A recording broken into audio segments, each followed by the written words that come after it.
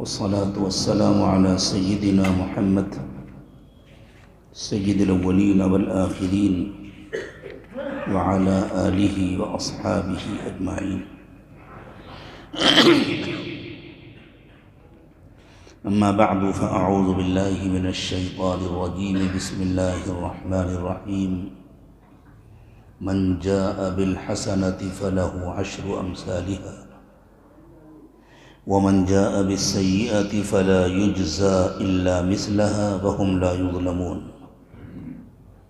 قل إنني هداني ربي إلى صراط مستقيم دينا قيما ملة إبراهيم حنيفا وما كان من المشركين.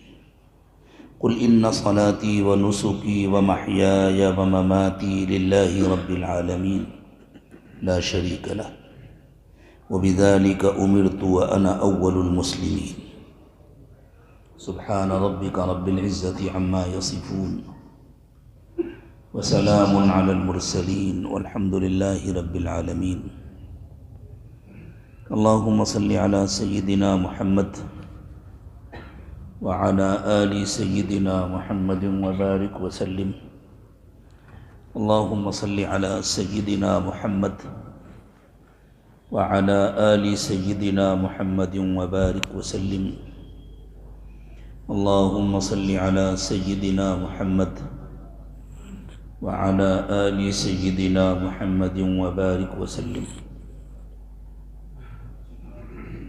اللہ تعالیٰ نے ہر نیکی کی ایک قیمت مقرر کی اور ہر گناہ کی ایک سزا مقرر کی. گویا نیکی کی بھی ایک قیمت ہے، گناہ کی بھی ایک قیمت ہے.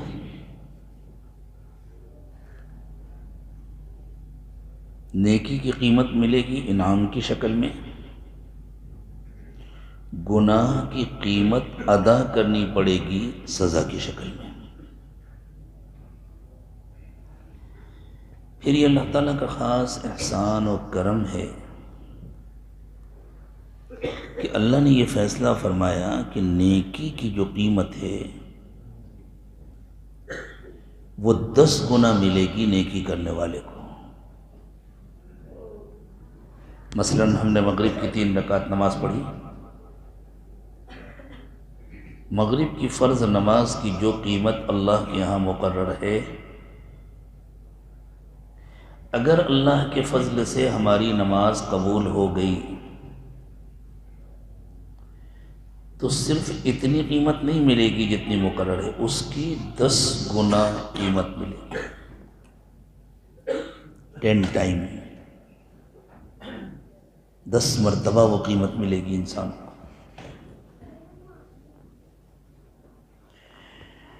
اور نماز چھوڑنے کی جو سزا مقرر ہے، اگر کسی نے اپنی بد نصیبی سے نماز چھوڑی تو وہ ایک ہی سزا ملے گی، 10 نہیں ملے گی. لیکن اس ایک کو برداشت کرنا بھی آسان نہیں ہوگا. اور انعام تو اتنا ہوگا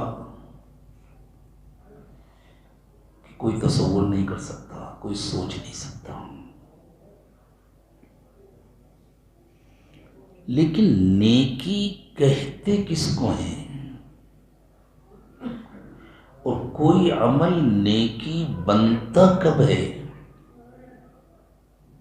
کتاب و سنت کی روشنی میں اس کو سمجھنا ضروری ہے. یہ اس زمانے کا بہت بڑا دھوکہ ہے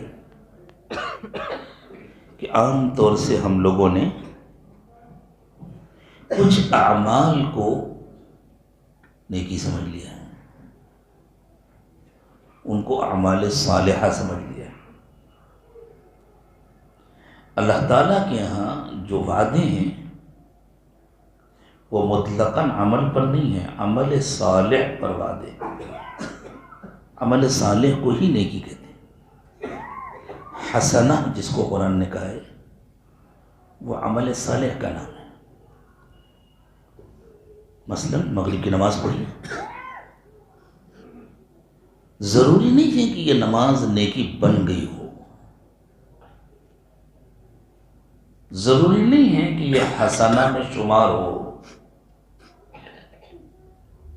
عام طور سے یہ غلط فہمی ہے کہ نماز پڑھنا، روزہ رکھنا، حج کرنا، عمرہ کرنا، صدقہ دینا، خیرات دینا، مسجد بنانا، مدرسہ بنانا، چیریٹی کے بہت سارے کام کرنا، غریبوں کی مدد کرنا، یہ سب اعمال صالحہ ہیں۔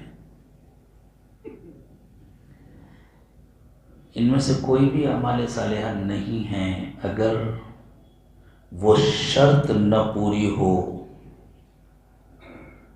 جس شرط کے پورے ہونے کے بعد عمل صالح بنتا ہے۔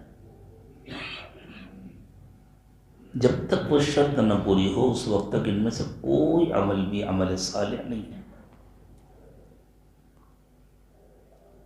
یہی وجہ ہے اس غلط فہمی کے دور نہ ہونے کی وجہ سے اور علم کے اس شعبے سے واقفیت نہ ہونے کی وجہ سے ہمارے یہاں ایک رواج ہو گیا ہے، عمرے پر عمرہ کرنا، حج پر حج کرنا، بڑی بڑی مسجدیں بنانا، بڑے بڑے مدرسے بنانا اور خوش ہو جانا کہ ہم نے بڑا کام کیا۔ حالانکہ کچھ نہیں ہوتا۔ ایک انسان زندگی میں 100 مرتبہ عمرے کرے، 50 مرتبہ حج کرے، کچھ نہیں ہوتا جب تک وہ شرط نہ پائی جائے جو اللہ کے دیے ہوئے علم کے مطابق رسول اللہ صلی اللہ علیہ وسلم نے بتلائی۔ حضور اکرم صلی اللہ علیہ وسلم نے یہ بتلایا کہ عمل صرف اس کا صالح ہوتا ہے جس کا قلب صالح ہو۔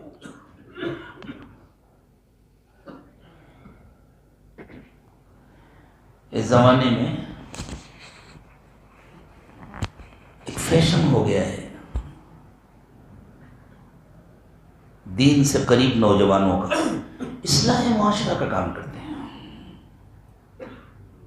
اپنی اصلاح کی فکر نہیں ہے، اپنی زندگی میں تقوی کی فکر، اصلاح معاشرہ کا کام۔ اور کیا سمجھتے ہیں اصلاح معاشرہ کسے کہتے ہیں؟ جہیز کے خلاف کام کرنا، منگنی اور شادی کے رسموں کے خلاف کام کرنا، یوں کہہ لیجیے کچھ خرافات کے خلاف کام کرتے ہیں، یہ اصلاح معاشرہ نہیں ہے۔ اصلاح کا تعلق 100% قلب سے ہے،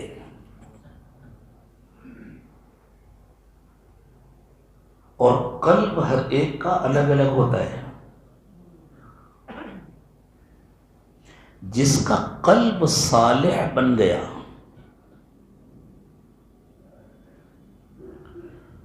اس کے اعمال صالح ہوتے ہیں۔ جس کا قلب صالح ہے اس نے جب اللہ کے کسی حکم پر عمل کیا تو اس کا وہ عمل صالح بنا، اس کا وہ عمل نیکی بنا۔ اور اس نیکی کا وزن کتنا ہوگا؟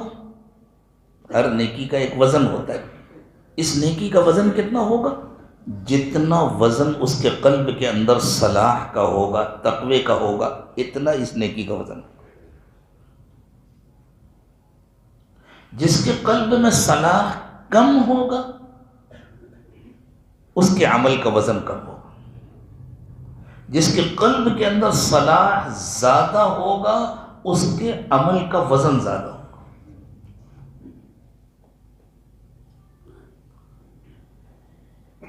پوری امت کے صلحاء، پوری امت کے اولیاء کسی صحابی کے برابر نہیں پہنچ سکتے نا۔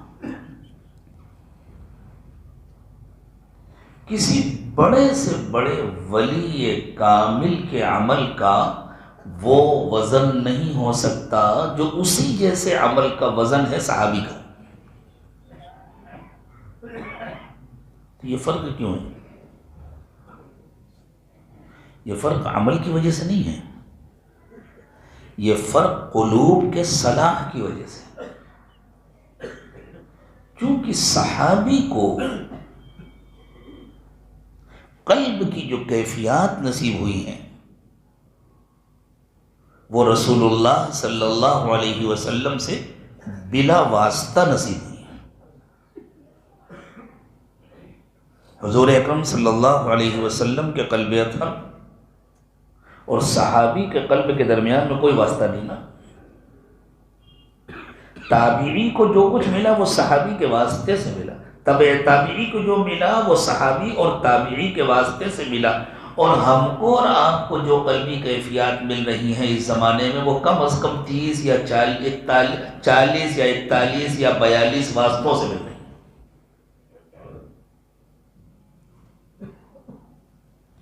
بہت آسانی کے ساتھ اس کو ایک مثال سے سمجھیے۔ ایک برتن چولہے پر رکھا ہے تو گرم ہے، اس میں ہاتھ لگائیں تو گرمی لگتی ہے نا، اس کے اوپر ایک کپڑا ڈال دیں، ایک کپڑا پتلا، اب ہاتھ لگائیں تو اس کا ٹمپریچر پہلے سے کچھ کم ہو گیا نا، اب ایک اور ڈال دیں، پھر ایک اور ڈال دیں، پھر ایک اور 10 کپڑے ڈال دیں، اب ہاتھ لگائیں تو کتنا کم ہو گیا نا ٹمپریچر۔ حالانکہ برتن اتنا ہی گرم ہے جتنا پہلے گرم تھا، لیکن اس کی حرارت اتنے واسطوں سے آ رہی ہے۔ رسول اللہ صلی اللہ علیہ وسلم کے قلب کی جو کیفیات منتقل ہوتی ہیں تو اس میں اتنی کمی تو نہیں آتی جتنی ان کپڑوں کی وجہ سے کمی آ رہی ہے، چونکہ درمیان کے قلوب بہت صاف ہوتے ہیں۔ جیسے کرنٹ پاس ہوتا ہے نا وائر کے ذریعے سے، تو جو اچھا موصل ہوتا ہے اس میں کرنٹ رکتا نہیں ہے، فوراً پاس ہوتا ہے۔ تو جو درمیان کے اولیاء اللہ کے قلوب ہیں وہ بہت صاف ہیں، لیکن بہرحال فاصلہ تو بڑھتا ہے نا، واسطے تو بڑھتے ہیں۔ حتیٰ کہ جو صحابہ ایمان لائے فتح مکہ سے پہلے اور جو ایمان لائے فتح مکہ کے بعد، اللہ تعالیٰ نے فرمایا ان سب کے قلوب بھی ایک جیسے نہیں ہیں، ان کے اعمال بھی ایک جیسے نہیں ہیں، ان کے اعمال میں بھی مراتب کا فرق ہے۔ کیوں؟ اس لیے کہ فتح مکہ سے پہلے قربانیاں زیادہ تھیں، فتح کی مکہ کے بعد آسانیاں پیدا ہو گئیں، قربانیاں کم ہو گئیں، تو بعد والے پہلے والوں کے برابر نہیں ہو سکتے، اور ان کے بعد والے قیامت تک ان کے برابر بھی نہیں ہو سکتے۔ سارا دار و مدار دل پر ہے، اور اس زمانے میں سب سے مظلوم دل ہے، اسے نظر انداز کر دیا گیا۔ اینٹوں کو نیکی سمجھا جاتا ہے، پتھروں کو نیکی سمجھا جاتا ہے۔ پتھر نیکی نہیں ہے، یہ تو اینٹ ہے، پتھر ہے، سیمنٹ ہے نا، یہ سیمنٹ نیکی نہیں ہے، یہ پتھر نیکی نہیں ہے، یہ اٹھک بیٹھک نیکی نہیں ہے، یہ رکوع سجدہ نیکی نہیں ہے۔ یہ سب نیکی بنتے ہیں اگر ان کے کرنے والے کا دل نیک ہے تو۔ اللہ کرے آج کی ملاقات میں یہ بات ہمارے سمجھ میں آ جائے، اور اب ہم آج سے اپنے دلوں کو نشانہ بنا لیں، اپنے دل کو نیک بنانے کی محنت شروع کر دیں، اور اپنے دل کو کسی صاحب دل سے جوڑ لیں۔ صاحب دل کسے کہتے ہیں؟ دیکھو، نوٹ 2 قسم کے ہوتے ہیں، ایک وہ جس کو ریزرو بینک نے جاری کیا،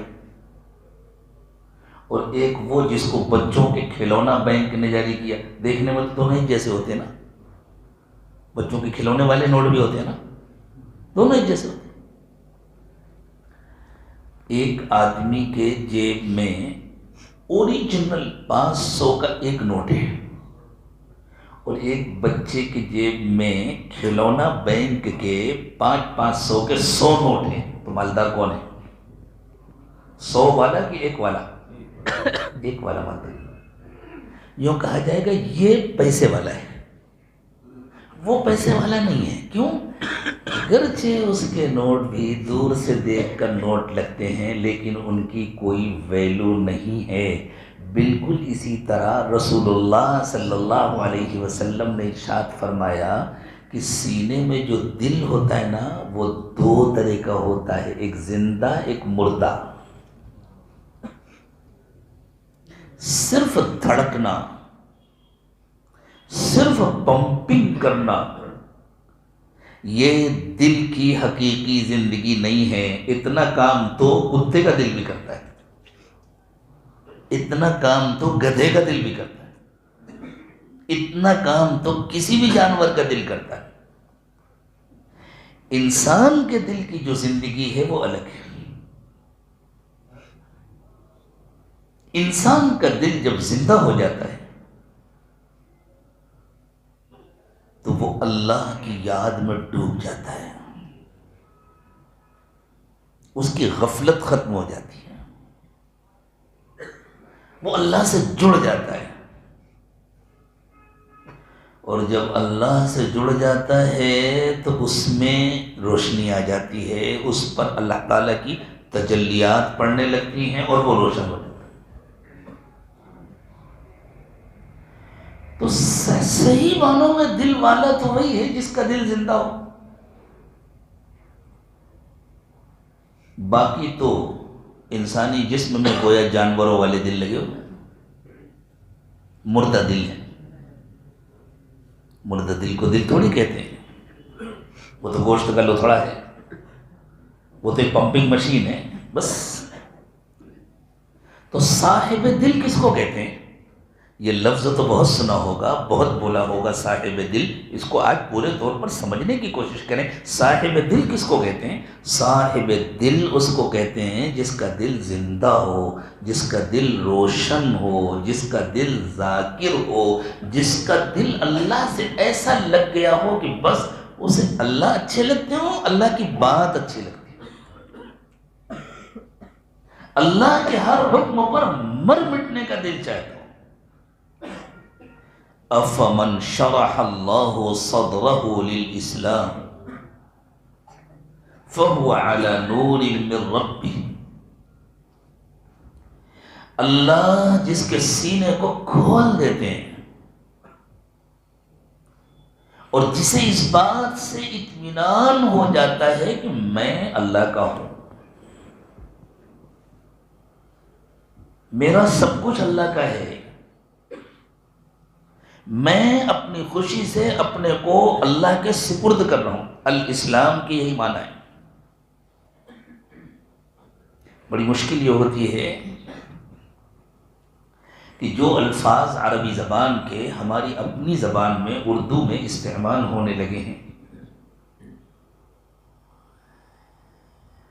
زبانوں کے بدلنے کی وجہ سے ان کا مفہوم کافی حد تک بدل جاتا ہے. اب جب ہم قرآن میں یا حدیث میں اس لفظ کو پڑھتے ہیں تو مفہوم ہمارے ذہن میں وہ آتا ہے جو ہماری اپنی زبان میں اردو ہے. عربی کا جو لفظ ہے الاسلام، اس کے معنی ہے دینا، پورا پورا دینا، ایمانداری کے ساتھ پورا دینا.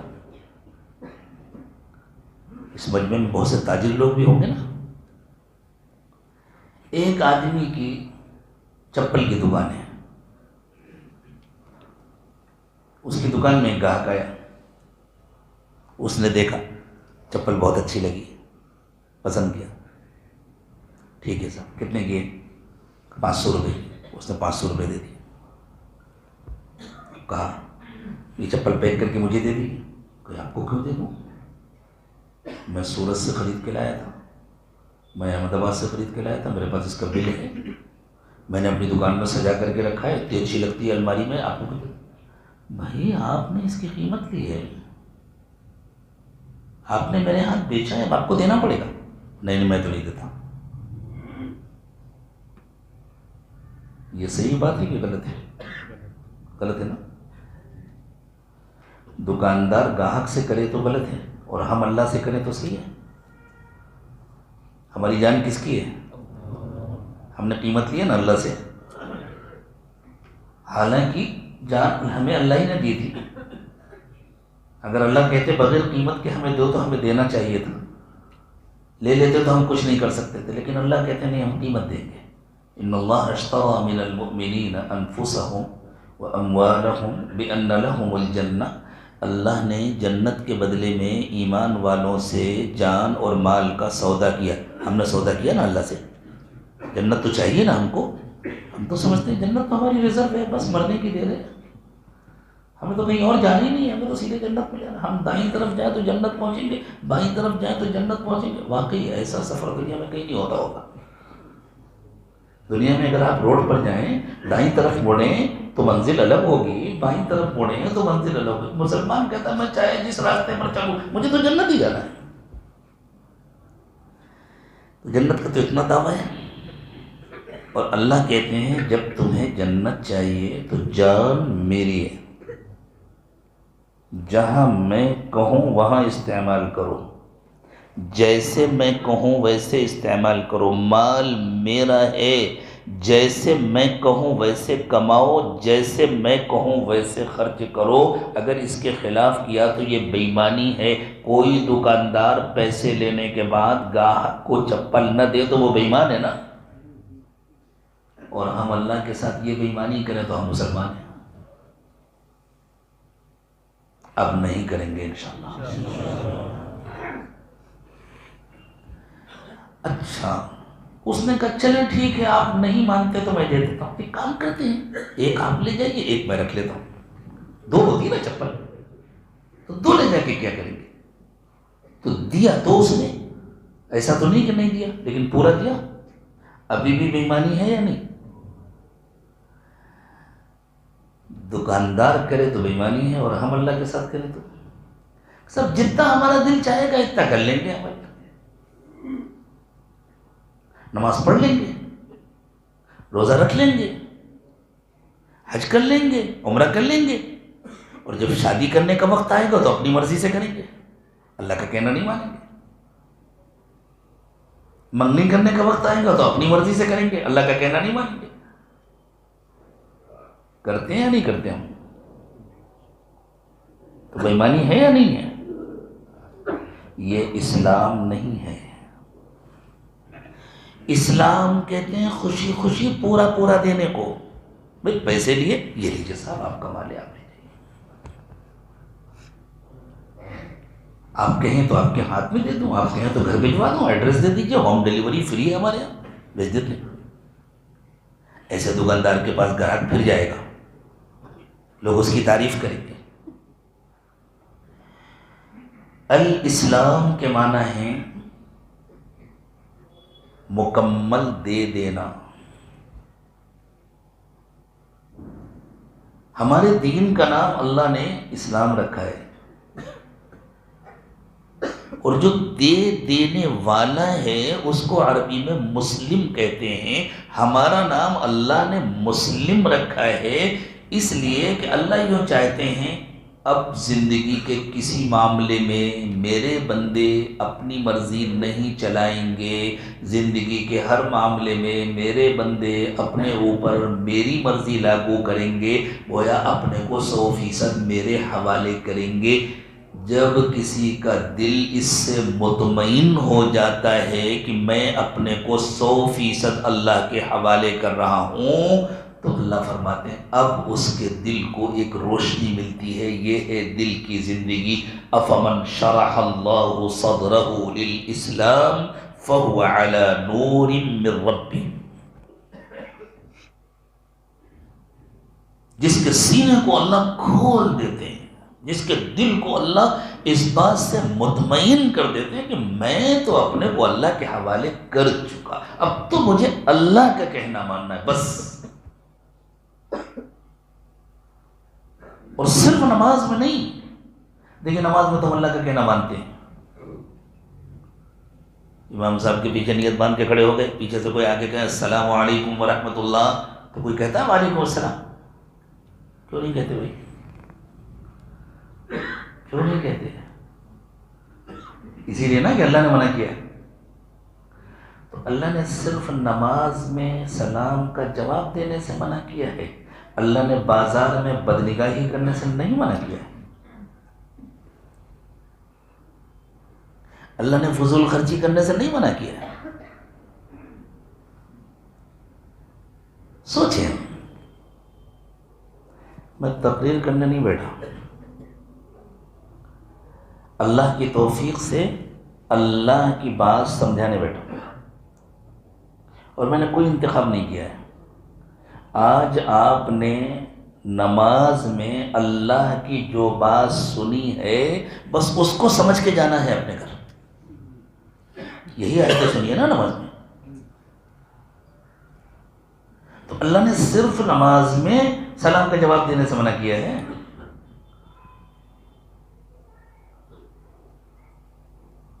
اچھا، ایک رکعت میں کئی رکوع کرتے ہیں؟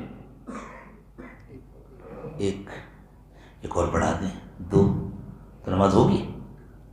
رکوع کرنا تو اچھا کام ہے نا، رکوع کرنا کوئی گناہ کا کام ہے، لیکن بڑھا سکتے ہیں؟ کیوں نہیں بڑھا سکتے بھائی؟ اس لیے کہ ہماری مرضی نہیں چلتی، اللہ کا حکم چلتا ہے. ایک رکوع بڑھا دیں تو نماز نہیں ہوگی، ایک سجدہ گھٹا دیں تو نماز نہیں ہوگی. اچھا، ان کا ایک کام کرتے ہیں، سجدہ نہیں گھٹائیں گے، پہلی رکعت میں 1 کر دیتے ہیں، دوسری رکعت میں 3 کر دیں گے تو ہوگی نماز. ہم ترتیب بھی نہیں بدل سکتے، ہم مقدار بھی نہیں بدل سکتے، ہم گھٹا بڑھا بھی نہیں سکتے، کیونکہ نماز تو الحمدللہ برابر پڑھتے ہیں. تو یہ مثال آسانی سے سمجھ میں آئے گی. کیوں نہیں کر سکتے؟ کوئی بھی آدمی سوچ کر پڑھے کیوں نہیں کر سکتے؟ کرنا چاہیں تو کیا قادر نہیں ہے؟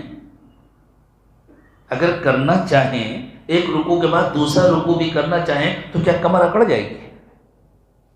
قدرت تو دی ہے نا اللہ نے، کر سکتے ہیں نا، لیکن کرتے نہیں ہیں. کیوں نہیں کرتے؟ اللہ نے منع کیا.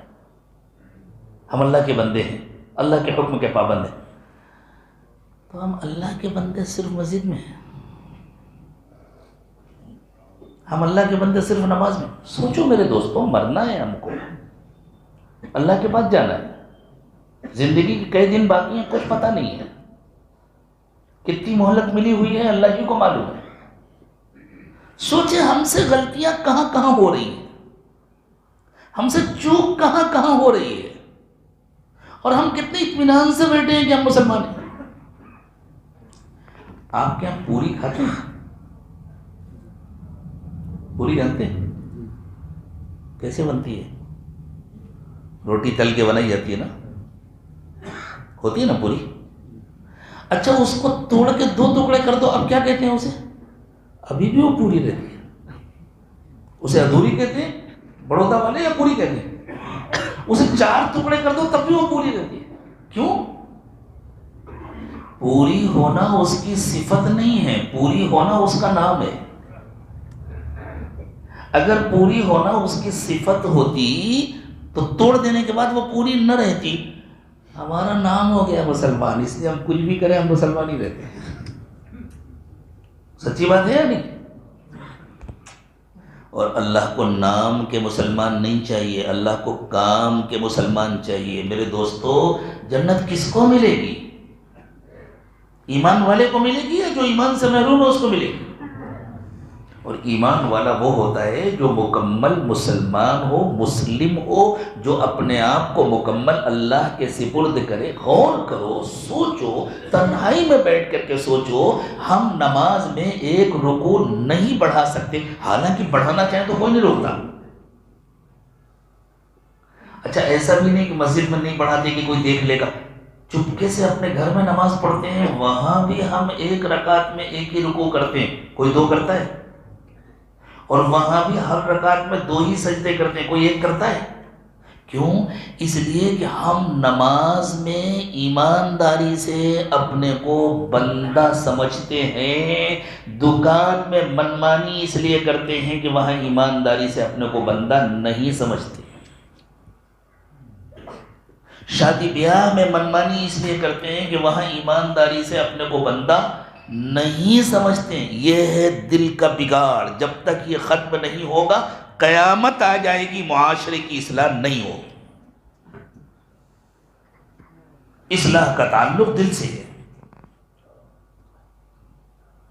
اتنے لوگوں کی اگر اصلاح ہو جائے انشاءاللہ شہر کے لیے یہ نمونہ بن جائے. اور آج یہ پورا مجمع طے کر لے انشاءاللہ اب ہمیں اپنے دل کو ایسے بدلنا ہے اس پورے مجمع کو اللہ ولایت کاملہ عطا فرما دیں گے. یہ اولیاء کا مجمع بن جائے گا. ولی بننا بہت آسان نہیں ہے لیکن ولی بننا بہت مشکل بھی نہیں ہے. صرف وہ سوچ لینے سے کوئی ولی نہیں بنتا اور صرف تسبیح پکڑ لینے سے کوئی ولی نہیں بنتا. لیکن اگر بندہ صحیح نیت کر لے تو اللہ بنا دیتے ہیں, بہت آسانی سے بن جاتا ہے. مطلب بنیں گے نا انشاءاللہ اللہ کے ولی. تو میرے دوستو اصلاح کا تعلق دل سے ہے. جب دل اس بات سے مطمئن ہو جاتا ہے میں تو اللہ کا بندہ ہوں, مجھے کس نے پیدا کیا ہے, کسی سے مشورہ کیا اللہ تعالیٰ نے پیدائش سے پہلے؟ خود ہم سے بھی نہیں پوچھا تھا, ہمارے ماں باپ سے بھی نہیں پوچھا تھا. ہم سب کو اللہ نے پیدا کیا نا, جب چاہا جہاں چاہا اللہ نے پیدا کیا. اور موت کس کے حکم سے آئے گی؟ ہم اللہ کے پاس سے دنیا میں آئے ہیں, ہمیں دنیا سے واپس اللہ کے پاس جانا ہے. نہ کسی نے ہمیں پیدا کیا ہے نہ کسی کے پاس ہمیں جانا ہے. اس لیے ہمیں اللہ کے مقابلے میں کسی کی پرواہ نہیں ہونی چاہیے. ہم اللہ کی خاطر ساری دنیا کو چھوڑنے کو تیار ہوں اور کسی کی خاطر اللہ کو چھوڑنے کو تیار نہ ہو. لا طاعت لمخلوق فی معصیت الخالق. خالق کی نافرمانی کر کے کسی کی بات نہیں مانی جائے گی. اللہ نے ہمیں پیدا کیا ہے, ہم اللہ کا کہنا مانیں گے. اللہ کی رضا کے ساتھ ماں باپ ہمارے سر آنکھوں پر, اللہ کی رضا کے ساتھ اولاد ہماری آنکھوں کی ٹھنڈک, اللہ کی رضا کے ساتھ ساری دوستیاں, سارے تعلقات. اور جو اللہ کو ناراض کرنے پر اصرار کرے اس سے ہمارا کوئی رشتہ نہیں, کوئی تعلق نہیں. ماں باپ کے کتنے حقوق بتلائے اللہ تعالیٰ نے, لیکن فرمایا وَإِن جَاهَدَاكَ عَلَىٰ أَن تُشْرِكَ بِي مَا لَيْسَ لَكَ بِهِ عِلْمٌ فَلَا تُطِعْهُمَا. اگر وہ تمہیں مجبور کریں میرے ساتھ کسی اور کو شریک کرنے پر, خبردار ان کا کہنا نہ ماننا. لیکن کہنا نہ ماننے کا یہ مطلب نہیں کہ انہیں جوتے مار کر لات مار کر گھر سے نکال دینا. وَصَاحِبْهُمَا فِي الدُّنْيَا مَعْرُوفًا. یہ اللہ کا حکم ہے, ان کے ساتھ بھلائی کرتے رہنا, ان کے ساتھ نیکی کرتے رہنا, کہنا نہیں ماننا. اور ہمارا کیا حال ہے, برائی مان لیتے ہیں نیکی نہیں کرتے, بھلائی نہیں کرتے, خدمت نہیں کریں گے, فرما برداری نہیں کریں گے, اور بری بات کوئی بھی کہتے اس کو مان لیں. تو نیکی کا تعلق قلب سے ہے. جب قلب نیک ہوتا ہے تو عمل نیک بنتا ہے, اور قلب کے نیک ہونے کا تعلق قلب کو مکمل اللہ کے سپرد کرنے سے ہے. جب یہ قلب مکمل اللہ کے سپرد ہوتا ہے تو اس قلب میں ایک روشنی آتی.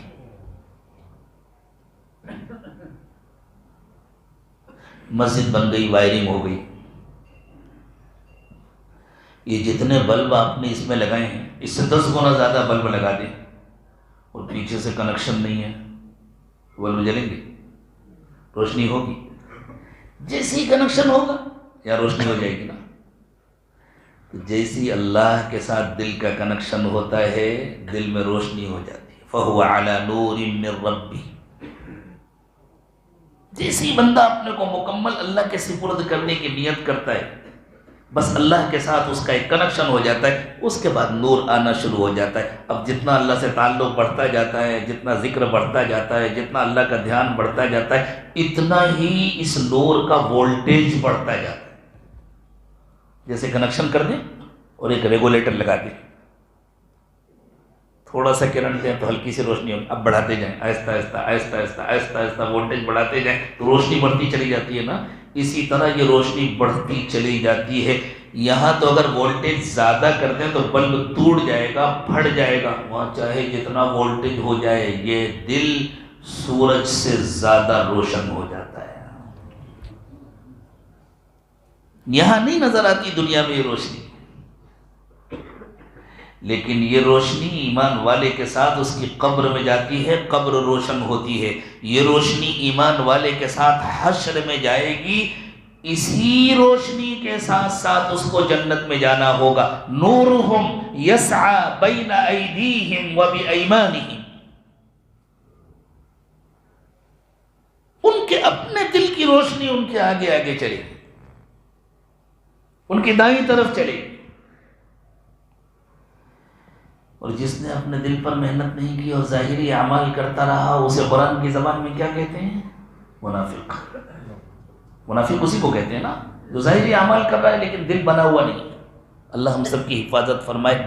اللہ نے سورۃ الحدید میں فرمایا منافق کے پاس یہ روشنی نہیں ہوگی.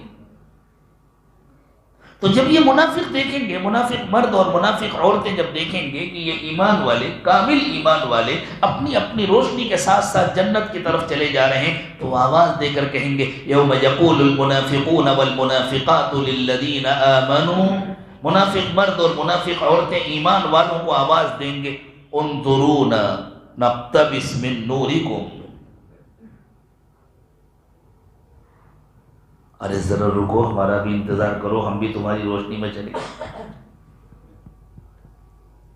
قیل ارجعوا وراءکم فالتمسوا نورا. تو فرشتے کہیں گے ان سے نہیں ان کی روشنی میں نہیں جا سکتے، پیچھے جاؤ اپنی روشنی لے کر آؤ. پیچھے جاؤ اپنی روشنی لے کر آؤ. کیا مطلب پیچھے جاؤ؟ بڑودا واپس جاؤ، دنیا کی زندگی میں واپس جاؤ، وہاں سے جا کر اپنی روشنی لے کر آؤ. یہ روشنی یہاں ملتی ہے، وہاں نہیں ملتی، وہاں استعمال ہوتی ہے، وہاں نہیں ملتی. جیسے آپ لوگوں کے یہاں کرنٹ تو جاتا ہوگا نا، کبھی جاتا ہے نا، تو گھروں میں بیٹری لگاتے ہیں، انورٹر لگاتے ہیں نا. انورٹر کی چارجنگ کب ہوتی ہے؟ رات میں کہ دن میں؟ دن میں چارجنگ ہوتی ہے. جب کرنٹ جائے اس وقت چارجنگ نہیں ہوتی، اس وقت استعمال ہوتا ہے. اب جس نے اپنی بیٹری پہلے سے چارج کی ہوئی ہے اسی کی بیٹری وقت میں کام آئے گی نا. جس نے چارج نہیں کی ہوئی اس کی بیٹری کام نہیں آئے گی. اللہ نے بتلایا چارجنگ کا وقت یہ ہے دنیا کی زندگی، استعمال کا وقت وہ ہے. یہاں چارج کرو، وہاں استعمال کرنا. قیل ارجعوا وراءکم فالتمسوا نورا. ان سے کہا جائے گا پیچھے جاؤ اپنی روشنی خود لے کر آؤ. ڈوبتے کو تنکے کا سہارا چاہیے، وہ سمجھیں گے پیچھے کہیں لائٹیں بٹ رہی ہیں، وہاں سے جا کے لے لیتے ہیں ایک ایک ٹارچ. وہ پیچھے بھاگیں گے، روشنی تو ہوگی نہیں ان کے پاس. وہ پیچھے، جیسی وہ پیچھے بھاگیں گے ان ایمان والوں کو جنت میں داخل کر دیا جائے گا. بیچ میں ایک دیوار کھڑی ہوگی. فَضُرِبَ بَيْنَهُمْ بِسُورٍ. اچانک پہلے سے نہیں نظر آ رہی ہوگی، اللہ جو چاہیں کرے، ایک دم سے ان کے درمیان ایک دیوار کھڑی کر دی جائے گی اور اس دیوار میں ایک بہت بڑا گیٹ ہوگا. لَهُ بَابٌ بَاطِنُهُ فِيهِ الرَّحْمَةُ وَظَاهِرُهُ مِنْ قِبَلِهِ الْعَذَابُ. دیوار کے اس پار جنت ہوگی، دیوار کے اس پار جہنم ہوگی. جب وہ دیکھیں گے ارے وہ تو جا رہے ہیں دیوار کے اس پار جا رہے ہیں اور یہاں تو کہیں روشنی ہے نہیں، وہ بھی روشنی مدھم ہوتی جا رہی ہے، ہم دوڑیں. جیسے ادھر دوڑیں گے گیٹ بند کر دیا جائے گا. اب جب گیٹ بند ہو جائے گا تو ادھر کی روشنی نظر بھی نہیں آئے گی. تو یہ ادھر والے ان کو آواز دے گئے. پتہ ہے آواز دے کر کیا کہیں گے؟ ارے بھائی ہماری تمہاری رشتہ داری تھی. ہاں یہی کہیں گے، ہماری تمہاری رشتہ داری تھی، ہم لوگ ایک خاندان کے تھے، ایک مسجد میں آ کے نماز پڑھتے تھے، ہم تو تمہارے ساتھ حج کرنے بھی گئے تھے، ہم نے تو تمہارے ساتھ عمرہ بھی کیا تھا، ہم تمہارے گھر شادی میں آئے تھے، تم ہمارے گھر شادی میں آئے تھے، بھول گئے، دھوکہ دے دیا ہم کو، چلے گئے واپس، ہمیں چھوڑ کر چلے گئے. تو وہ کہیں گے ہاں بھائی رشتہ داریاں تو تھیں لیکن کیا کریں، تم نے اپنے کو اللہ کے حوالے نہیں کیا تھا، تمہارا دل مطمئن نہیں تھا، تم نے دین کو اپنی مرضی سمجھا تھا، دین اپنی مرضی کا نام نہیں. اور تم ہم کو تانے دیتے تھے ارے یہ بہت سختی کرتے ہیں اس زمانے میں ایسی. اب بتاؤ کہتے ہیں منگنی نہ کرو, کہتے ہیں نکاح سے پہلے بچے بچیوں کو ملنے نہ دو, کہتے ہیں تفریح نہ کرنے دو, کہتے ہیں گھومنے نہ دو, اب کہتے ہیں پردہ کرو. اس زمانے میں کہیں اتنی سختی ہو سکتی ہے؟ تو تم تو ہم سے یہ باتیں کیا کرتے تھے. تم تو کہتے تھے جب سے ہمارے شہر میں یہ لوگ آ گئے ہیں, جب سے ان لوگوں سے رشتہ داری ہو گئی, ان کو تو جینا مشکل کر رکھا ہے, یہ کہیں اور چلے جائیں, یہ بڑودہ چھوڑ کر کہیں اور چلے جائیں تاکہ ہم آزادی کے ساتھ رہ سکیں, ہم مسلمان بھی رہیں اور جو چاہیں کریں بھی. پتہ نہیں کب جائیں گے یہ شہر سے, یا پتہ نہیں کب مریں گے. یہ مریں تو مصیبت ٹلے. آپ کو لگ رہا ہوگا میں یہ سب باتیں اپنی طرف سے کہہ رہا ہوں. دل چاہے تو سورۃ الحدید اٹھا کر پڑھیے گا, کسی معتبر مفسر کی تفسیر پڑھیے گا. اللہ نے فرمایا ینادونہم الم نکن معکم, یہ آواز دے کر کہیں گے کیا ہم تمہارے ساتھ نہیں رہتے تھے, کیا ہماری تمہاری رشتہ داری نہیں تھی, کیا ہمارا تمہارا خاندان ایک ہی نہیں تھا. یہ سب کلمہ پڑھنے والوں کی باتیں ہو رہی ہیں. قالوا بلا, وہ ادھر سے جواب دیں گے ہاں ہاں بھائی رشتہ داری تھی, ہمیں یاد ہے, تم ہمارے چاچا ہو, تم ہمارے بھتیجے ہو, تم ہمارے فلاں رشتہ دار ہو, تم ہمارے کزن ہو, تم ہمارے محلے میں رہتے تھے, تم ہمارے دوست تھے, تمہارا ہمارا خاندانی تعلق تھا. وَلَكِنَّكُمْ فَتَنْتُمْ أَنفُسَكُمْ, لیکن تم اپنے نفس کے دھوکے میں آ گئے تھے. یہاں رشتہ داریاں کام نہیں آتی. یہاں جس نے اپنے کو 100% اللہ کے حوالے کیا بس اس کا عمل کام آئے گا. وَتَرَبَّصْتُمْ,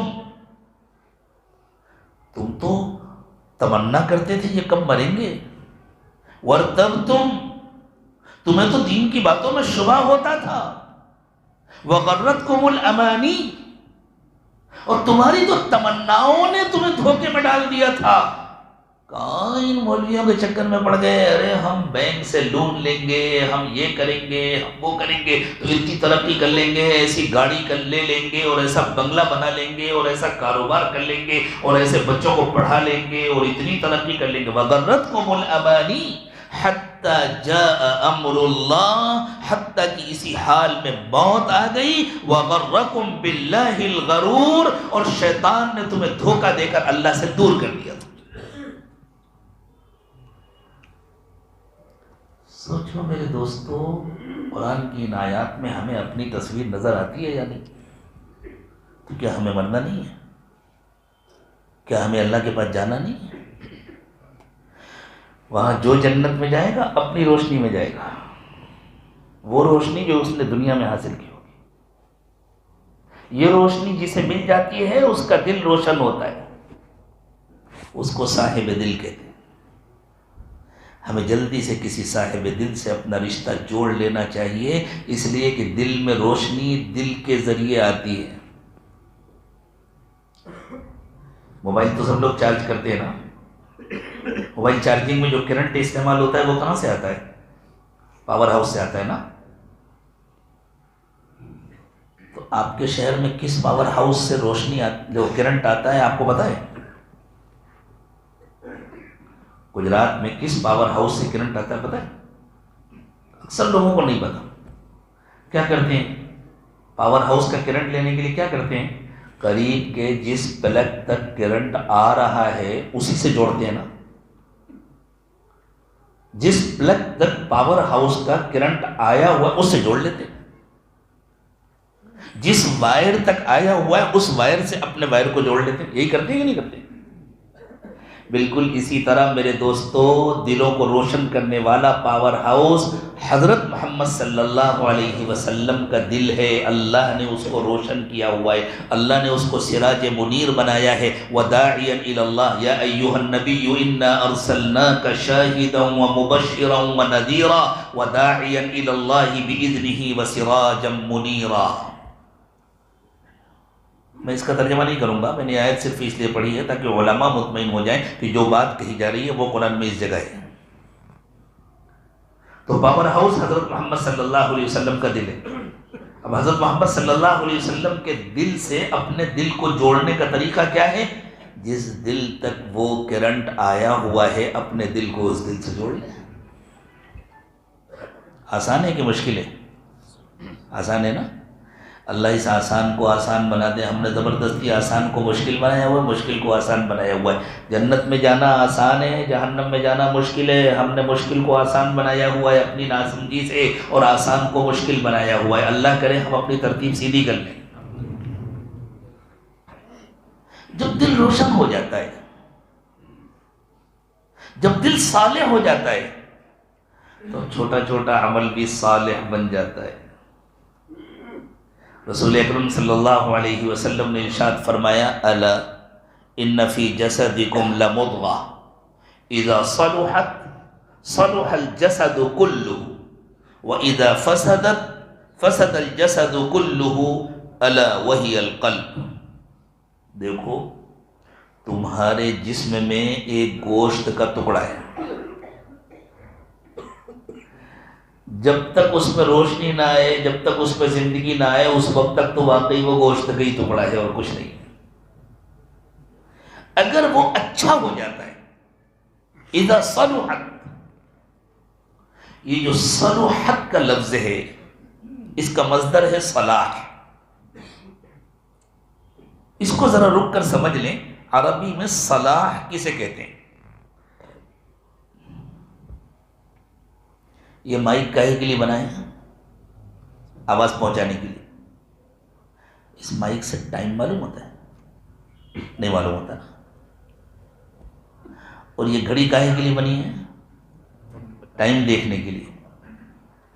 گھڑی بڑی خوبصورت ہو لیکن اس میں ٹائم کا پتہ نہ چلتا ہو تو وہ کسی کام کی ہے؟ چاہے جتنی خوبصورت ہے۔ یہ گھڑی کا فساد ہے۔ جس چیز کو جس کام کے لیے بنایا گیا ہے وہ چیز وہ کام نہ کرے، یہ فساد ہے۔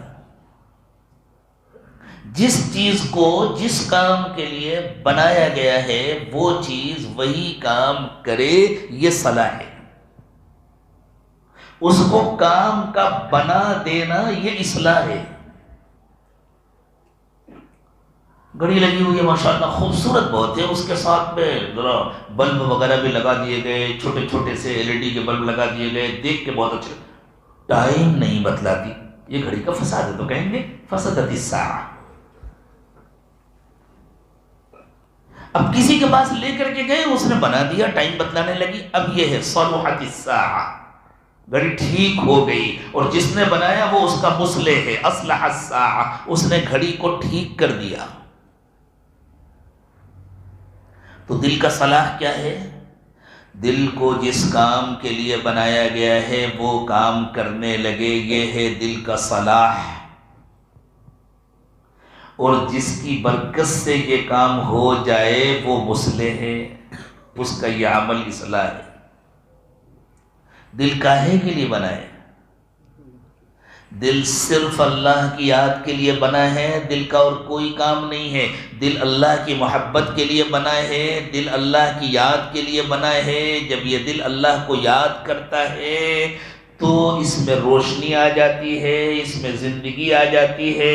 اللہ کے رسول صلی اللہ علیہ وسلم نے ارشاد فرمایا، جو دل اللہ کو یاد کرتا ہے وہ زندہ ہوتا ہے، جو دل اللہ کو یاد نہیں کرتا وہ مردہ ہوتا ہے۔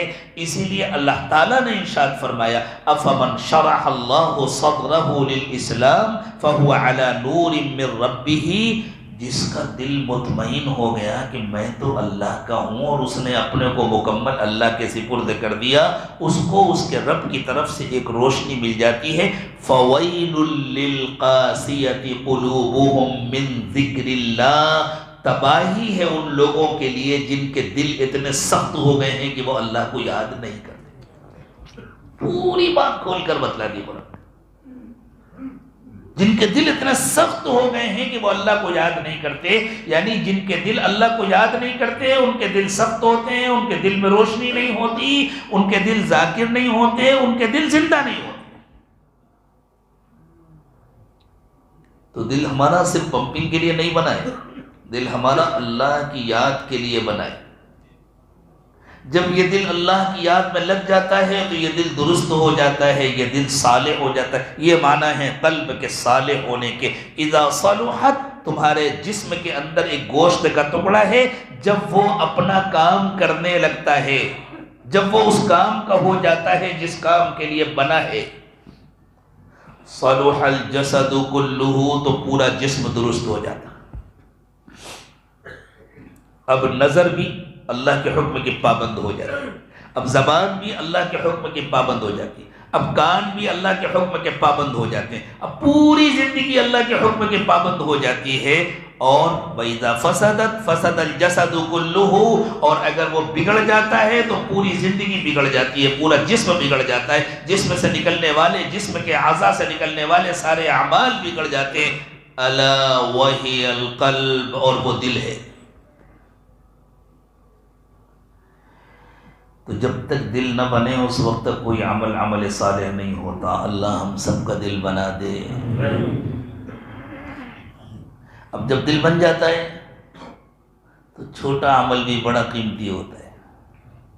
اب جب دل بن گیا، کامل اخلاص آ گیا، اسی کو تصحیح نیت کہتے ہیں۔ دل کے بن جانے کو، دل کے درست ہو جانے کو، اسی کو تصحیح نیت کہتے ہیں۔ ہر عمل سے پہلے نیت ضروری ہے نا۔ اللہ کے رسول صلی اللہ علیہ وسلم نے ارشاد فرمایا، بخاری شریف کی پہلی روایت ہے، انما الاعمال بالنیات۔ عمل کی ویلو نیت کے مطابق ہوتی ہے۔ نیت کا تعلق دل سے ہے۔ دل اچھا ہے تو عمل اچھا ہے، دل اچھا نہیں ہے تو عمل اچھا نہیں ہے۔ دل بنا ہوا ہے تو عمل بنا ہوا ہے، دل بگڑا ہوا ہے تو عمل بگڑا ہوا ہے۔ ہر عمل سے پہلے نیت ضروری ہے نا، یعنی ہر عمل سے پہلے دل کا جائزہ لینا ضروری ہے، دل کا حال کیا ہے۔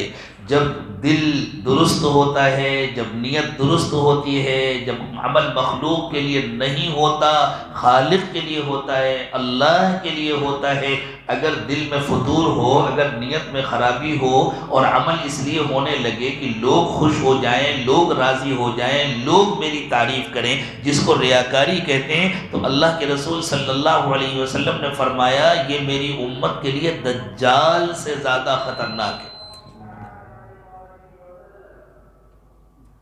دجال سے زیادہ خطرناک بتلایا حضور نے نیت کی خرابی۔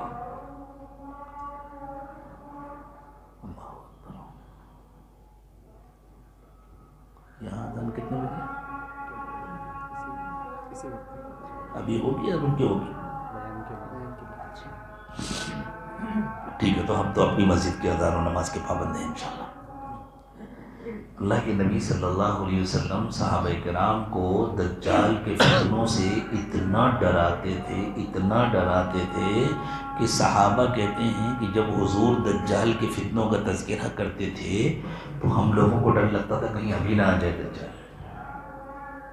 صحابہ فرماتے ہیں کہ جب دجال کی باتیں سن کر کے ہم مسجد سے نکلتے تھے، اور مدینے میں تو قریب قریب میں کھجور کے باغات تھے، مکانات ذرا دور دور ہوتے تھے مدینے میں، ایک ساتھ نہیں تھی پوری بستی، کچھ مکان یہاں ہیں، پھر تھوڑے سے درمیان میں ایک آدھ باغ ہیں، پھر کچھ مکان ادھر ہیں، ان باغات کے پاس سے ہو کر کے گزر ہوتا تھا۔ تو کہتے ہیں جب ہم لوگ اپنے گھر جانے لگتے تھے اور ہوا چلتی تھی اور کھجور کی پتیوں میں سرسراہٹ کی آواز آتی تھی تو ہمیں ڈر لگتا تھا کہیں دجال تو نہیں آ گیا۔ اتنا ڈراتے تھے اللہ کے نبی صلی اللہ علیہ وسلم۔ فرماتے ہیں صحابہ کرام کہ ہمیں ڈر لگتا تھا پتیوں کی سرسراہٹ سن کر کے کہیں دجال تو نہیں آ گیا۔ اتنا ڈرانے کے بعد ایک دن اللہ کے نبی صلی اللہ علیہ وسلم نے حضرات صحابہ کرام سے ارشاد فرمایا، مجھے دجال کا اتنا ڈر نہیں ہے جتنا نیتوں کی خرابی کا ڈر ہے، جتنا ریاکاری کا ڈر ہے۔ اللہ ہماری نیتوں کو درست کرتے ہیں، اللہ ہمارے دلوں کا حال اچھا کرتے ہیں۔ تو میرے دوستو، ہم تو خوش ہو جاتے ہیں نا، ایک نیکی کیا 10 گنا ملے گا۔ ارے نیکی کریں تو پہلے۔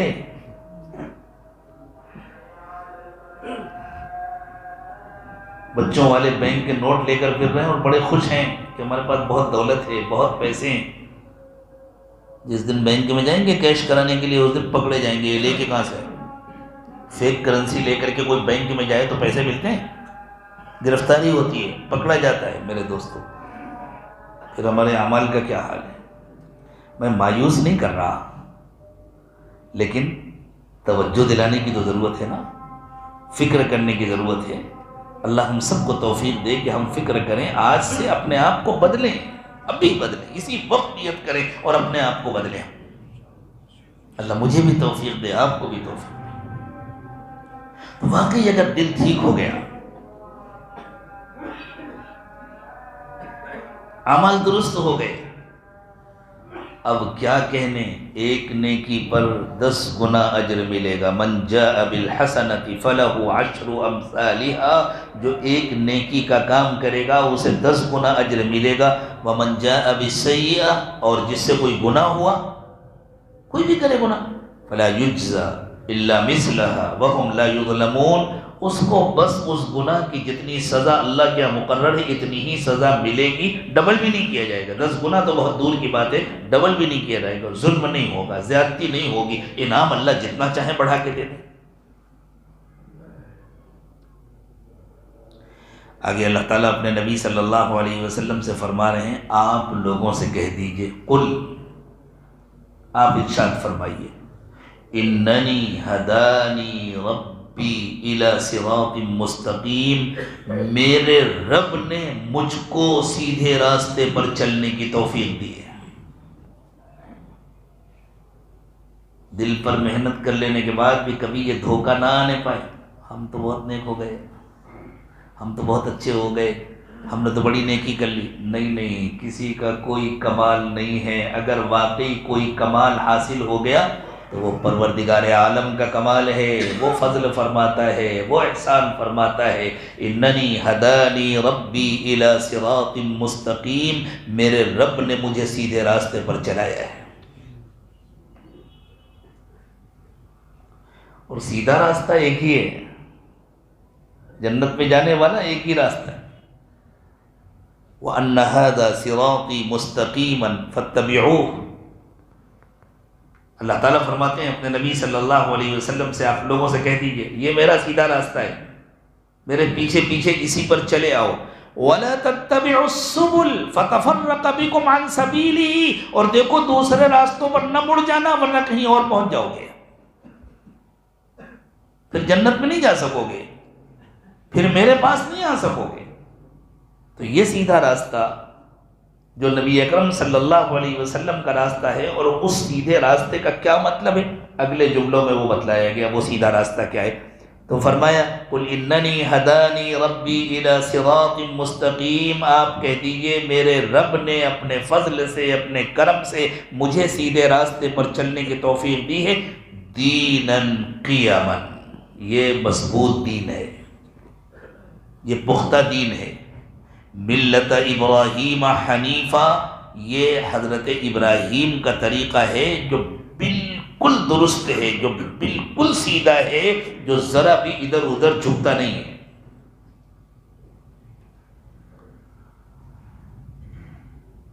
ایک سوال ذہنوں میں آ سکتا ہے، حضور افضل ہیں کہ حضرت ابراہیم افضل ہیں؟ کون افضل ہے؟ حضور اکرم صلی اللہ علیہ وسلم افضل، سب کو معلوم۔ انبیاء کرام علیہم السلام کو جو فیض حاصل ہوا ہے وہ نبی اکرم صلی اللہ علیہ وسلم کے قلب اطہر سے حاصل ہوا۔ تھوڑا سا گہرا مضمون ہے،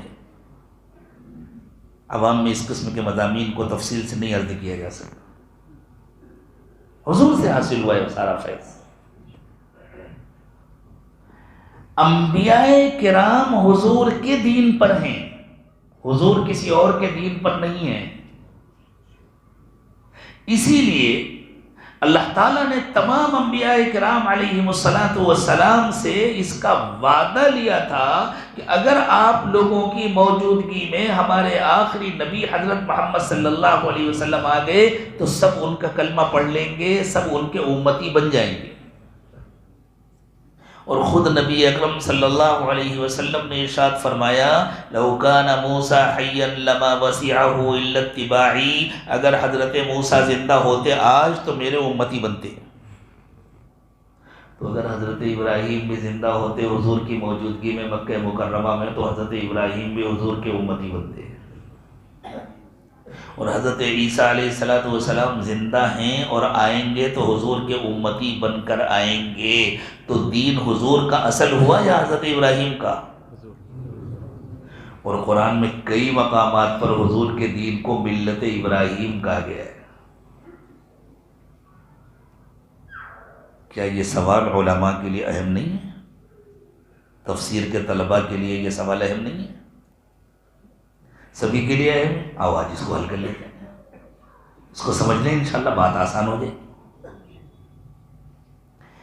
اصل میں یہ اللہ تعالیٰ کا خاص احسان اور کرم ہے کہ حضور اکرم صلی اللہ علیہ وسلم کے ذریعے اللہ تعالیٰ پوری انسانیت کو جو دین دینے والے تھے اس کے نمونے پہلے سے انسانوں کو دیے ہوئے تھے، تاکہ جب حضور آئیں تو لوگوں کو یہ نہ لگے کہ حضور کوئی نئی بات کہہ رہے ہیں، حضور کی بات جانی پہچانی ہو۔ اور جتنے مذاہب تھے عرب میں اس وقت موجود، ان سب کا تعلق حضرت ابراہیم علیہ السلام سے تھا۔ مکے والے بھی حضرت ابراہیم کی اولاد تھے، یہودی بھی حضرت ابراہیم کی اولاد تھے، نصارہ میں بھی ایک بہت بڑی تعداد حضرت ابراہیم کی اولاد کی تھی، اور سب حضرت ابراہیم کی طرف اپنی نسبت کرتے تھے۔ اور حضرت ابراہیم جو دین لائے تھے وہ حضور کا ہی دین تھا، لیکن چونکہ وہ ایک نمونہ تھا سب کے سامنے، تو یہ بتلایا جا رہا ہے کہ تمہارے سامنے جو پہلے سے نمونہ آیا تھا اسی کو اوریجنل شکل میں حضرت محمد صلی اللہ علیہ وسلم لائے ہیں۔ حضرت محمد صلی اللہ علیہ وسلم کوئی نئی بات نہیں کہہ رہے ہیں۔ حضرت محمد صلی اللہ علیہ وسلم تمہارا رشتہ انبیاء کرام سے کاٹنے نہیں آئے، تمہارا رشتہ انبیاء کرام سے، حضرت ابراہیم سے، حضرت موسیٰ سے، حضرت عیسیٰ سے کٹا ہوا ہے، تمہیں دھوکا ہے۔ حضرت محمد صلی اللہ علیہ وسلم تمہارا رشتہ جوڑنے آئے۔ جیسے ایک کمپنی اپنا سیمپل کسی کو دکھا دے اور بعد میں یوں کہیں وہ جو آپ کو سیمپل دکھایا گیا تھا بالکل وہی مال دیا جا رہا ہے، تو مال تو اصل یہ ہے، یہ کہا جا رہا ہے وہ جو حضرت ابراہیم کے ذریعے تم کو سیمپل دکھایا گیا تھا نا، وہ یہی مال ہے جو حضرت محمد صلی اللہ علیہ وسلم لے کر کے آئے ہیں۔ دیناً قیما ملت ابراہیم حنیفا، کیونکہ سب کا دعویٰ تھا کہ ہم حضرت ابراہیم کے طریقے پر ہیں۔ عرب کہتے تھے ہم حضرت ابراہیم کے طریقے پر ہیں، حالانکہ حضرت ابراہیم کے طریقے پر نہیں تھے۔ سمجھو ایک بات میرے دوستو، عرب مشرک تھے نا، بت پرستی کرتے تھے۔ اگر حضرت ابراہیم بت پرستی سے سمجھوتا کر لیتے تو مکہ آباد ہی نہ ہوتا۔ مکہ تو اسی لیے آباد ہوا کہ حضرت ابراہیم نے بت پرستی سے سمجھوتا نہیں کیا۔ حضرت ابراہیم تو عراق میں پیدا ہوئے تھے، وہیں رہتے تھے نا، بڑی عمر تک وہیں تھے، کوئی اولاد بھی نہیں تھی، وہاں شرک ہوتا تھا۔ حضرت ابراہیم علیہ السلام نے اس شرک کے خلاف ایک زبردست آپریشن کیا تھا، یاد ہے نا؟ اس کے بعد حکومت دشمن ہو گئی تھی۔ باپ نے یوں کہا تھا کہ ابراہیم اب یا تو پرانے طریقے پر آ جاؤ یا گھر چھوڑ کر چلے جاؤ۔ حضرت ابراہیم نے کہا نہیں، آپ لوگوں کا غلط طریقہ تو میں نہیں اپنا سکتا، میں گھر چھوڑ کر جا رہا ہوں۔ حضرت ابراہیم علیہ السلام جب عراق سے نکلے تو آپ کے ساتھ صرف 2 مسلمان تھے۔ حضرت ابراہیم کو ملا کر کے پوری زمین پر اس وقت صرف 3 مسلمان تھے، ایک حضرت ابراہیم، ایک ان کی اہلیہ حضرت سارہ، اور ایک ان کے بھتیجے حضرت لوط۔ بس تو کیوں نکلنا پڑا تھا عراق سے؟ اس لیے کہ شرک سے سمجھوتا نہیں کیا تھا۔ پھر حضرت ابراہیم علیہ السلام مصر تشریف لے گئے، وہاں بادشاہ نے اپنی بیٹی سے حضرت ابراہیم کا نکاح کیا۔ حضرت حاجرہ جو حضرت اسماعیل کی والدہ ہیں، وہ مصر کے بادشاہ کی بیٹی تھی، مصر کی شہزادی تھی، ان سے حضرت اسماعیل علیہ السلام پیدا ہوئے۔ اور پھر اللہ کے حکم پر حضرت اسماعیل اور حضرت حاجرہ کو لا کر کے اس مقام پر چھوڑا حضرت ابراہیم نے جہاں بعد میں مکہ آباد ہوا۔ تو اگر حضرت ابراہیم عراق میں شرک سے سمجھوتا کر لیتے تو مکہ آباد ہو پاتا، تو مصر نہ پہنچتے، حضرت حاجرہ سے شادی نہ ہوتی، حضرت اسماعیل پیدا نہ ہوتے۔ عرب کے مشرکین کہتے تھے ہم حضرت ابراہیم کے طریقے پر ہیں، اور حضرت محمد صلی اللہ علیہ وسلم پر الزام لگاتے تھے کہ یہ ہم کو اس طریقے سے ہٹانا چاہتے ہیں، حالانکہ حضرت ابراہیم علیہ السلام تو موحد تھے۔ اگر وہ شرک سے سمجھوتا کرتے تو عرب پیدا ہی نہ ہوتے۔ سمجھ میں آ رہی ہے؟ یہودی بیچارے کہتے تھے ہم حضرت ابراہیم کے طریقے پر ہیں، اور انہوں نے حضرت موسیٰ کا دین چھوڑ دیا تھا۔ عیسائی کہتے تھے ہم حضرت ابراہیم کے طریقے پر ہیں، اور انہوں نے حضرت عیسیٰ کو اللہ کا بیٹا بنا لیا تھا، مشرک ہو گئے تھے۔ ما کان ابراہیم یہودیا ولا نصرانیا، اللہ فرماتے ہیں ابراہیم نہ یہودی تھے نہ نصرانی تھے، ولیکن کان حنیفا مسلما، وہ تو بالکل سیدھے راستے پر چلنے والے خالص موحد اور مسلم تھے۔ مسلم، انہوں نے تو اپنے آپ کو 100% اللہ کے سپرد کیا ہوا تھا۔ وما کان من المشرکین، وہ مشرک بھی نہیں تھے۔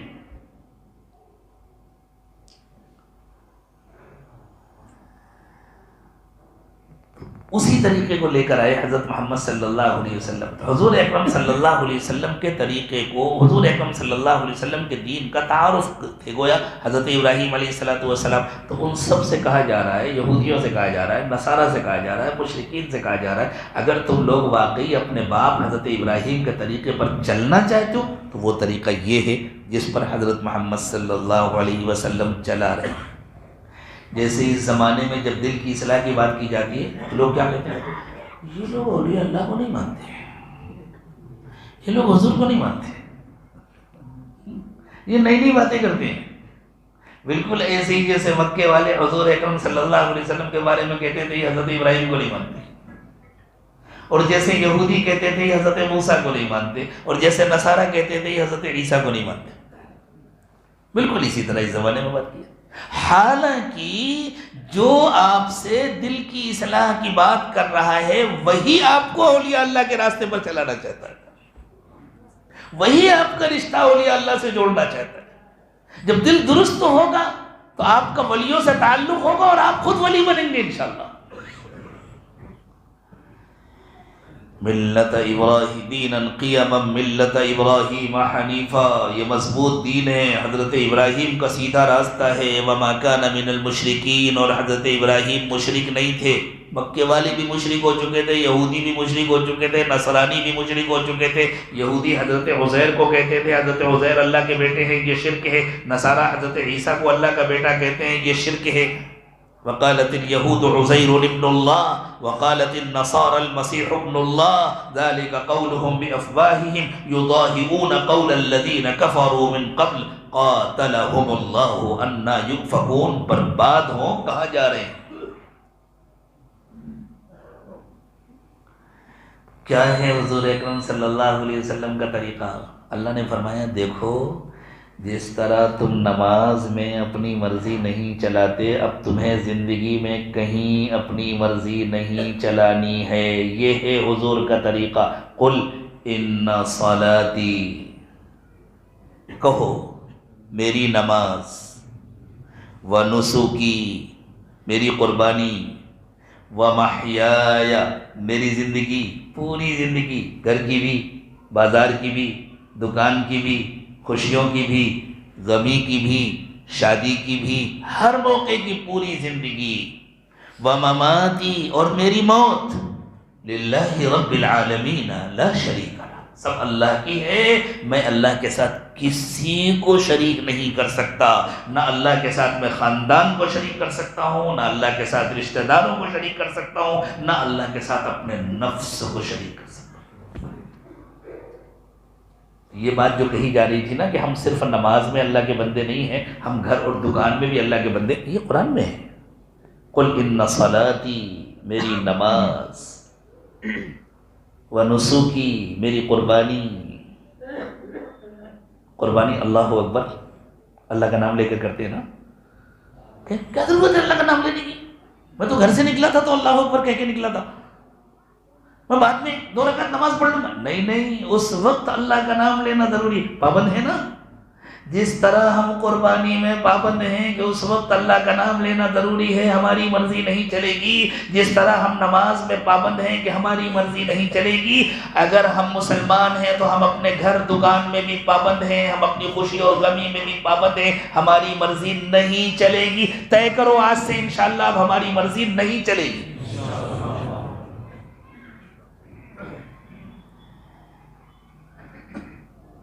وَبِذَلِكَ أُمِرْتُ، اللہ فرما رہے ہیں اپنے نبی صلی اللہ علیہ وسلم، آپ کہہ دیجئے لوگوں سے مجھے اسی کا حکم ملا ہے، میں اسی کا پابند ہوں۔ وَأَنَا أَوَّلُ الْمُسْلِمِينَ، اور کوئی مانے نہ مانے، کوئی سنے نہ سنے، میں سب سے پہلے اپنے کو اللہ کے سپرد کر رہا ہوں. یہ ہے فیصلہ، کسی کا انتظار نہیں، نہ چچا کا، نہ بابا کا، نہ باپ کا، نہ بیٹے کا، نہ دوست کا، نہ رشتہ دار کا. میں مسلمان ہوں، میں اپنے کو اللہ کے حوالے کر رہا ہوں.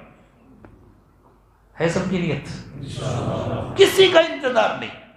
وَبِذَلِكَ أُمِرْتُ وَأَنَا أَوَّلُ الْمُسْلِمِينَ، مجھے اسی کا حکم ملا ہے، میں اپنے کو اللہ کے حوالے کر رہا ہوں.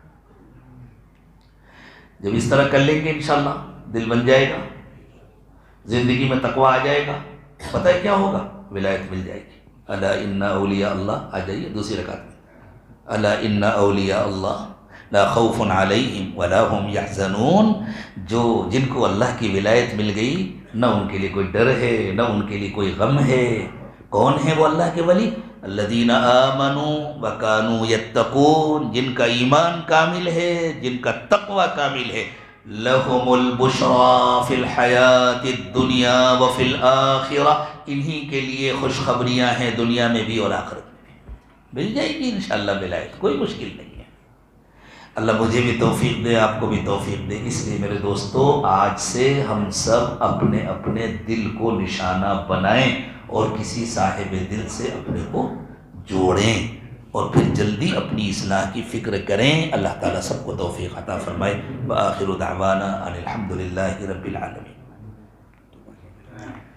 فرما رہے ہیں توبہ کے کلمات پڑھا دیے جائیں. ٹھیک ہے، میں توبہ تو کرنی چاہیے بھائی. اب تک جو منمانی زندگی گزری اللہ اسے معاف کر دے. سب نے پکا ارادہ تو کر ہی لیا ہے، اسی ارادے کے ساتھ توبہ کے کلمات پڑھ لیں. اور جو لوگ سلسلہ عالیہ نقشبندیہ میں بیعت ہونا چاہتے ہیں وہ ساتھ میں بیعت کی نیت بھی کر لیں.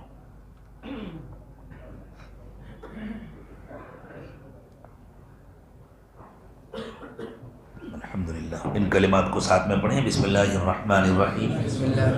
لا الہ الا اللہ محمد الرسول اللہ صلی اللہ علیہ وسلم. آمنت باللہ وملائکتہ وکتبہ ورسلہ والیوم الآخر والقدر خیرہ وشرہ من اللہ تعالی والبعث بعد الموت. آمنت باللہ کما ہوا بأسمائہ وصفاتہ وقبلت جمیع احکامہ. اشہد ان لا الہ الا اللہ واشہد ان محمدا عبدہ ورسولہ. استغفر اللہ ربی من کل ذنب واتوب الیہ برحمتک یا ارحم الراحمین. اللہ تعالیٰ ہماری توبہ کو قبول فرما لے. ہمارے بزرگوں نے کچھ معمولات بتلائے ہیں. جن لوگوں نے بیعت کی نیت کی ہے وہ معمولات کو غور سے سنیں اور پھر ان معمولات کی پابندی کریں. صبح و شام کی تسبیحات پڑھا کریں. ایک تسبیح استغفار کی، استغفر اللہ ربی من کل ذنب واتوب الیہ. ایک تسبیح درود شریف کی، اللہم صلی علی سیدنا محمد وعلی آل سیدنا محمد وبارک وسلم. روزانہ قرآن پاک کی تلاوت کیا کریں. ایک پارہ ہو تو بہت بہتر ہے، ورنہ جتنا آسانی سے ہو سکے اتنی تلاوت کریں. چلتے پھرتے اٹھتے بیٹھتے ہر وقت دل میں اللہ کا دھیان رکھیں. دل تو بنا ہی ہے اللہ کی یاد کے لیے، اس کی مشق کریں کہ ہر وقت دل میں اللہ کا دھیان رکھیں. اور تھوڑی دیر روزانہ ایسا بھی گزاریں، تھوڑا وقت ایسا گزاریں کہ بس اللہ کی یاد میں کھو جائیں اور ساری دنیا سے ہٹ کر جائیں. بالکل ابتدا میں قرآن پاک کی جو صورتیں نازل ہوئیں ان میں سے ایک صورت ہے سورۃ المزمل.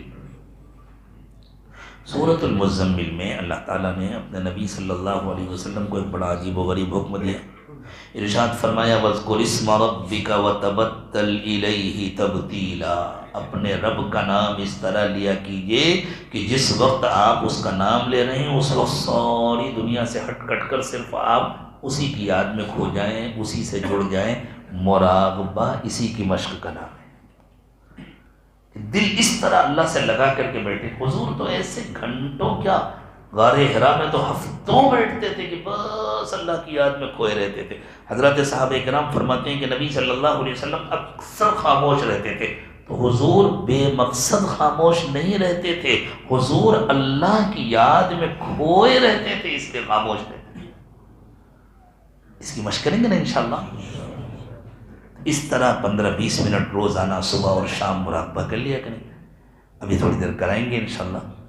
اور کم از کم مہینے میں 1 مرتبہ اپنے شیخ سے اپنا رابطہ رکھیں، اپنے حالات کی اطلاع کریں. جو معمولات کا کارڈ ہے اس میں رابطے کا نمبر لکھا ہوا ہے، واٹس ایپ کا نمبر لکھا ہوا ہے، تو 1 مرتبہ اپنے حالات لکھیں مہینے میں واٹس ایپ پر. اور جب بھی لکھیں تو اپنا نام اور اپنے شہر کا نام ضرور لکھیں.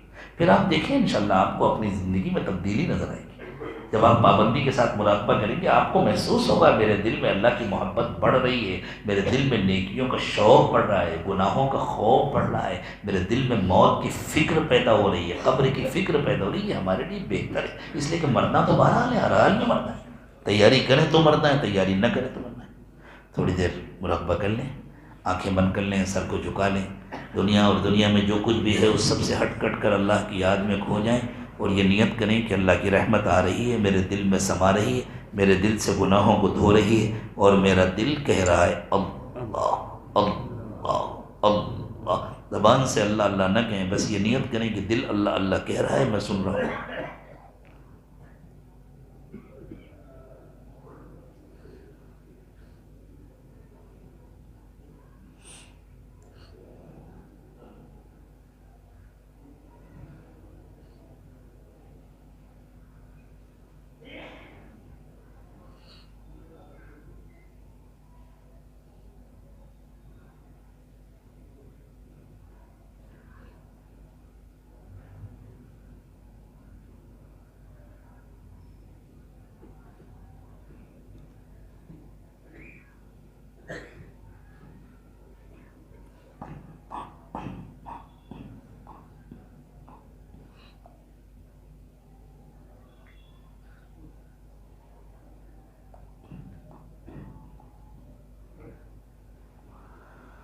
لا الہ الا اللہ محمد رسول اللہ صلی اللہ علیہ وسلم. دعا فرما لیں. سبحان ربی العلی العلی الوہاب. اللہم صلی علی سیدنا محمد وعلى آل سیدنا محمد وبارک وسلم.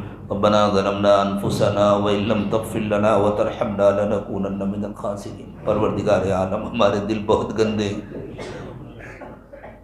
اللہ، ہمارے دل بہت گندے ہیں. اللہ ہمارے دلوں کی گندگیوں کو دور فرما دیجیے. اللہ ہمارے دل ٹیڑھے ہو گئے ہیں، انہیں سیدھا کر دیجیے. اللہ بگڑ گئے ہیں، انہیں درست فرما دیجیے. اللہ ہماری نیتوں کی اصلاح فرما دیجیے. اللہ ہمارے قلوب کی اصلاح فرما دیجیے. اللہ ہم سر سے پیر تک گناہوں میں ڈوبے ہوئے ہیں. اللہ اگر اسی حال میں موت آ جاتی اور آپ کے پاس آ جاتی تو نہ معلوم کیا انجام ہوتا. اللہ آپ کا کرم ہے، آپ نے توبہ کرنے کی توفیق عطا فرما دی. اللہ ہماری توبہ کو قبول فرما لیجیے. اللہ اب تک کے تمام گناہوں کو معاف فرما دیجیے. اللہ دن کے اجالے میں بھی گناہ کیے، رات کے اندھیرے میں بھی گناہ کیے، مجمع میں بھی گناہ کیے، تنہائیوں میں بھی گناہ کیے. اللہ دل کو بنائے بغیر ہم اپنے اعمال کو نیکیاں سمجھتے رہے. اللہ یہ بھی تو ایک بڑا گناہ ہے. اللہ نفاق سے ہماری حفاظت فرمائیے. اللہ نیتوں کے بگاڑ سے ہماری حفاظت فرمائیے. اللہ ہمارے تمام گناہوں کو معاف فرما دیجیے. اللہ ہمارے گناہوں کو معاف فرما دیجیے.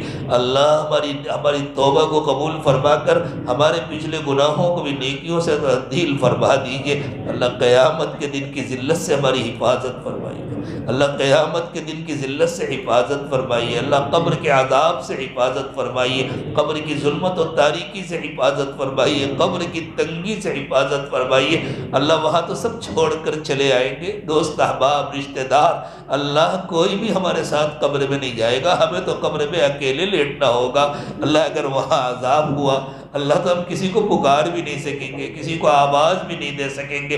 اللہ قبر کی تنگی سے حفاظت فرمائیے. اللہ قبر کی ظلمت و تاریکی سے حفاظت فرمائیے. اللہ ہماری قبروں کو روشن کر دیجیے. اللہ ہمارے دلوں کو روشن کر دیجیے، ہماری قبروں کو روشن کر دیجیے. اللہ ہماری قبروں کو جنت کی کیاری بنا دیجیے. اللہ ہماری کامل اصلاح فرما دیجیے. اللہ ہمارے دلوں کی اصلاح فرما کر ہمارے تمام اعمال کی اصلاح فرما دیجیے. اللہ ہمارے ظاہر کو بھی بنا دیجیے، ہمارے باطن کو بھی بنا دیجیے. دیجئے، نفس و شیطان کے فتنوں سے حفاظت فرمائیے۔ اللہ روزی دینے کا تو آپ نے وعدہ فرمایا ہے اللہ، ہم تو صرف محنت کرنے کے مکلف ہیں، اللہ روزی کی خاطر آپ کی نافرمانی سے ہماری حفاظت فرمائیے، اللہ دنیا کی نعمتوں کی خاطر آپ کی نافرمانی سے ہماری حفاظت فرمائیے، اللہ روزی کی تنگی سے حفاظت فرمائیے، حلال کمانے اور آپ کی مرضی کے مطابق خرچ کرنے کی توفیق عطا فرمائیے، اللہ زندگی کا ایک ایک پل آپ اپنی مرضی کے مطابق گزارنے کی ہمیں توفیق عطا فرما دیجئے۔ اللہ آپ راضی ہو جائیے، اللہ آپ راضی ہو جائیے،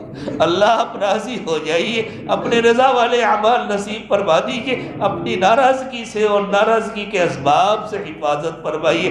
اللہ اس پورے مجمع کے دلوں پر ایک محبت کی نظر ڈال دیجئے، اللہ ایک محبت کی نظر ڈال دیجئے،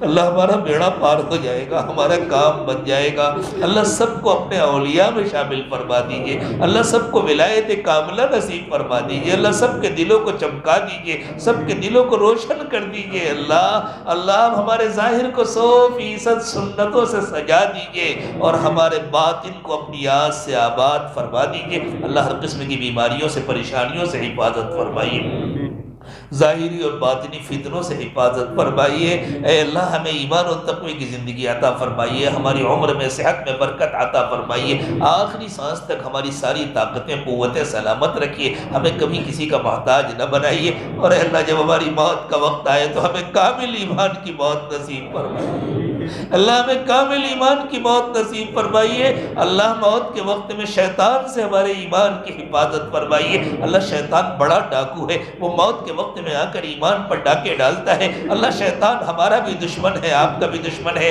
اللہ موت کے وقت میں شیطان سے ہماری حفاظت فرمائیے، اللہ ابھی بھی ہمیں اپنا کہنا ماننے کی توفیق عطا فرمائیے، اللہ آپ بھی راضی ہو جائیے، اپنے نبی صلی اللہ علیہ وسلم کو ہم سے راضی کر دیجئے، اللہ ہمیں اپنے اولیاء کاملین کے طریقے پر چلا دیجئے، اپنے نبی پاک صلی اللہ علیہ وسلم کی، اپنے اولیاء کی، اپنے تمام چاہنے والوں کی محبت عطا فرما دیجئے، اللہ ہمارے چھوٹوں کی، بڑوں کی، مردوں کی، عورتوں کی، بچوں کی، بوڑھوں کی، سب کی کامل اصلاح فرما دیجئے، اللہ ہمیں بھی جہنم سے بچا دیجئے، قیامت تک ہماری نسلوں میں اللہ کسی کو جہنمی نہ بنا، اللہ قیامت تک ہماری نسلوں میں کسی کو جہنمی نہ بنائیے، اللہ قیامت تک ہماری نسلوں میں کبھی کسی کو ایمان سے محروم نہ فرمائیے، اللہ جو دنیا میں ایمان سے محروم ہے انہیں بھی ایمان کی دولت عطا فرما دیجئے اور ہم کو ذریعہ اور سبب کے طور پر قبول فرما لیجئے، پیارے اللہ جو مانگا وہ بھی عطا فرمائیے، جو مانگنا چاہیے نہیں مانگ سکے وہ بھی عطا فرمائیے، اللہ بغیر مانگے عطا فرمائیے، مانگنے کا سلیقہ عطا فرمائیے،